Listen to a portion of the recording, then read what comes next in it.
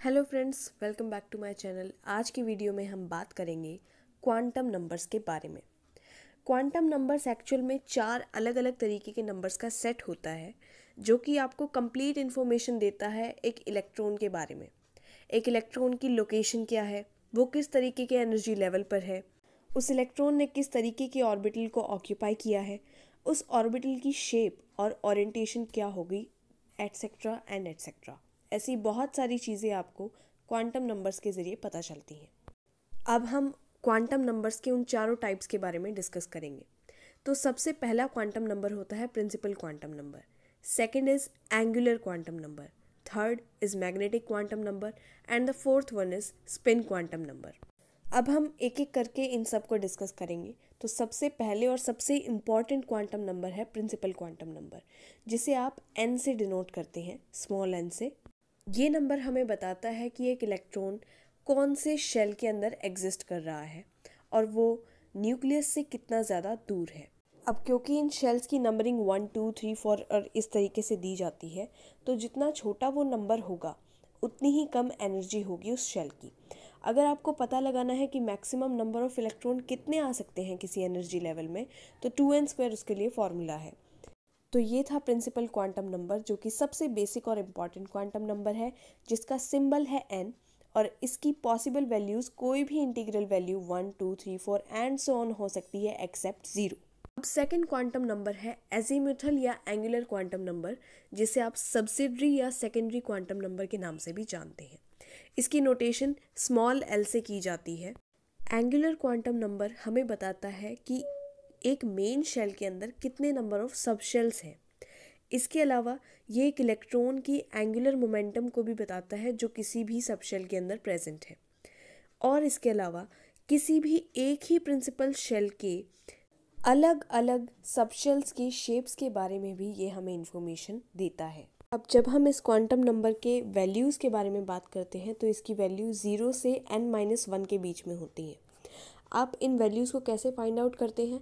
Suppose कीजिए अगर हम फर्स्ट शेल की बात करते हैं जिसमें n की वैल्यू 1 है, तो n-1 के फॉर्मूले से l की वैल्यू 0 होगी। अब इसी तरीके से सेकंड शेल जिसका प्रिंसिपल क्वांटम नंबर n की वैल्यू 2 होगी, तो l इज़ इक्वल टू 0 और 1 होगा जब हम n-1 करते जाएंगे। अब क्योंकि हमने अभी बात की थी कि ये क्वांटम नंबर ऑफ सब शेल्स बताता है और उनकी शेप के बारे में बताता है, तो जब आपके L की वैल्यू 0 आती है तो इसका मतलब ये है कि ये S सब शेल की बात कर रहा है जिसकी शेप स्फेरिकल होती है। सेकंड, जब L की वैल्यू 1 होगी तो ये P सब शेल की बात करेगा जिसकी शेप डम्बल शेप होती है। जब इसकी वैल्यू 2 होगी तो सब शेल होगा D, जो कि डबल डम्बल होगा और ज़्यादा कॉम्प्लेक्स शेप बन जाएगी। जब F सब शेल होगा तो उसके लिए वैल्यू 3 होगी, जिसकी वजह से शेप और ज़्यादा कॉम्प्लेक्स या फिर उसके अंदर मल्टीपल लॉब्स हो जाएंगे। तो जब आप किसी भी प्रिंसिपल क्वांटम नंबर के लिए L की वैल्यू फाइंड आउट कर रहे हैं, तो आपके पास L की जितनी ज़्यादा वैल्यूज़ आ रही हैं वो उतने ही ज़्यादा सब शेल्स को डिनोट करता है। यानी कि अगर n की वैल्यू 1 है और आपके लिए L की वैल्यू 0 ही आई है, सिर्फ एक ही आई है, तो सिर्फ एक सब शेल की बात हो रही है। जब n की वैल्यू 2 होगी तो उसमें सब शेल भी 2 होंगे, 3 होगी तो सब शेल भी 3 होंगे। तो ये था एंगुलर क्वांटम नंबर, जो कि आपको इलेक्ट्रॉन की सब शेल्स के बारे में जानकारी देता है। अब इसके बाद आता है थर्ड क्वांटम नंबर, जिसे हम कहते हैं मैग्नेटिक क्वांटम नंबर। अब मैग्नेटिक क्वांटम नंबर हमें बताता है कि किसी भी सब शेल के अंदर कितने ऑर्बिटल हैं और उन ऑर्बिटल्स की स्पेस के अंदर ओरिएंटेशन किस तरीके की है। इसके अलावा किसी भी ऑर्बिटल के अंदर मैक्सिमम से मैक्सिमम सिर्फ 2 ही इलेक्ट्रॉन आ सकते हैं, उससे ज़्यादा नहीं।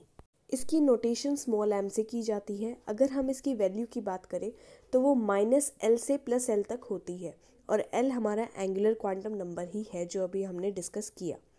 जब हम L की वैल्यू 0 लेते हैं तो m की वैल्यू भी 0 ही आएगी और इसका मतलब ये है कि L की वैल्यू 0 यानी S सब शेल की बात हो रही है और m की वैल्यू 0 यानी एक ही ऑर्बिटल है। अगर हम L की वैल्यू 1 यानी P सब शेल की बात करते हैं तो -L से +L के रूल के हिसाब से m की वैल्यू -1, 0 और +1 आती है, यानी कि P सब शेल के अंदर 3 ऑर्बिटल्स हैं। इस तरीके से किसी भी सबशेल के अंदर कितने नंबर ऑफ ऑर्बिटल्स हैं वो आप -L to +L के फॉर्मूले से निकाल सकते हैं। और इसकी नोटेशन याद रखिएगा स्मॉल m से की जाती है, और कई बुक्स में आपको स्मॉल m के साथ सफिक्स में l भी मिल सकता है। तो ये था मैग्नेटिक क्वांटम नंबर, जो कि था थर्ड क्वांटम नंबर। अब इसके बाद आखिरी बचता है स्पिन क्वांटम नंबर। अब जैसा कि हम जानते हैं कि एक इलेक्ट्रॉन न्यूक्लियस के अराउंड रिवॉल्व करने के अलावा अपनी एक्सिस पर स्पिन भी करता है, तो ये क्वांटम नंबर ये बताता है कि एक इलेक्ट्रॉन अपने ऑर्बिटल के अंदर किस डायरेक्शन में स्पिन कर रहा है, क्लॉकवाइज या एंटी क्लॉकवाइज। इस क्वांटम नंबर की सिर्फ दो ही तरीके की वैल्यूज़ हो सकती हैं, या तो +½ या -½ और इनकी डायरेक्शन के लिए आप एरोज शो करते हैं जो कि या तो अपवर्ड पॉइंट करते हैं या फिर डाउनवर्ड। ये क्वांटम नंबर हमें मैग्नेटिक प्रॉपर्टीज़ के बारे में भी डिफाइन करता है। अगर कोई ऑर्बिटल पूरी तरीके से भरा हुआ है तो इसका मतलब ये है कि उसकी मैग्नेटिक मूवमेंट पूरी तरीके से ज़ीरो हो जाएगी, क्योंकि सारे मैग्नेटिक मूवमेंट एक दूसरे को अपोज करेंगे और कैंसिल आउट कर देंगे। तो अगर किसी एटम के अंदर सारे के सारे फुल्ली फिल्ड ऑर्बिटल्स हैं तो इसका मतलब उस सब्सटेंस का जो नेट मैग्नेटिक मूवमेंट होगा वो ज़ीरो होगा, इसीलिए वो सब्सटेंस डायमैग्नेटिक कहलाएगा।